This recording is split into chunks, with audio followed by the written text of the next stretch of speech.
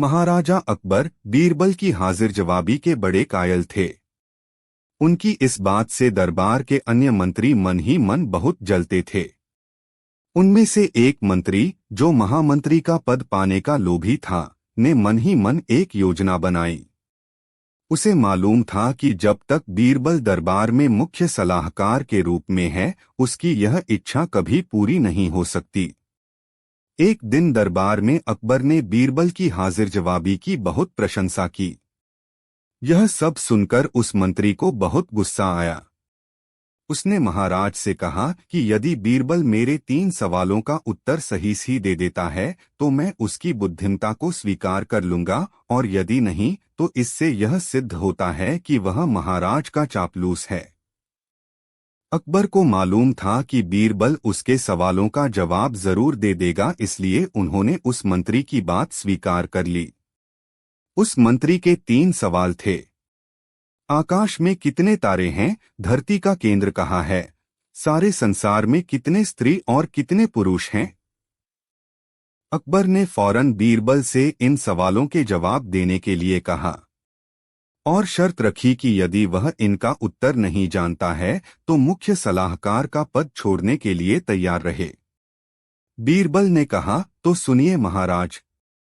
पहला सवाल। बीरबल ने एक भेड़ मंगवाई और कहा, जितने बाल इस भेड़ के शरीर पर हैं, आकाश में उतने ही तारे हैं। मेरे दोस्त, गिनकर तसल्ली कर लो, बीरबल ने मंत्री की तरफ मुस्कुराते हुए कहा। दूसरा सवाल। बीरबल ने जमीन पर कुछ लकीरें खींची और कुछ हिसाब लगाया। फिर एक लोहे की छड़ मंगवाई गई और उसे एक जगह गाड़ दिया, और बीरबल ने महाराज से कहा, महाराज, बिल्कुल इसी जगह धरती का केंद्र है, चाहे तो आप स्वयं जांच लें। महाराज बोले, ठीक है, अब तीसरे सवाल के बारे में कहो।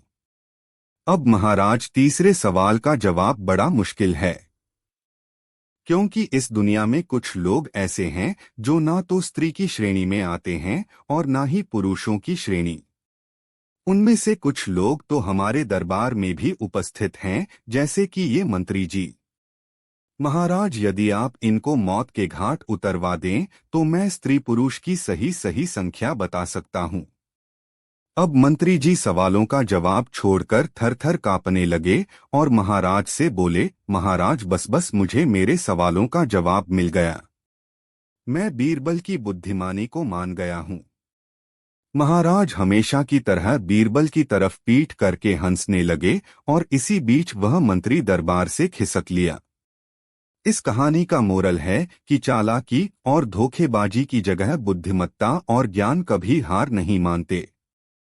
बीरबल ने अपनी समझदारी और विवेक का प्रयोग करके उस मंत्री की चालाकी का पर्दाफाश किया और महाराज की प्रशंसा पाई।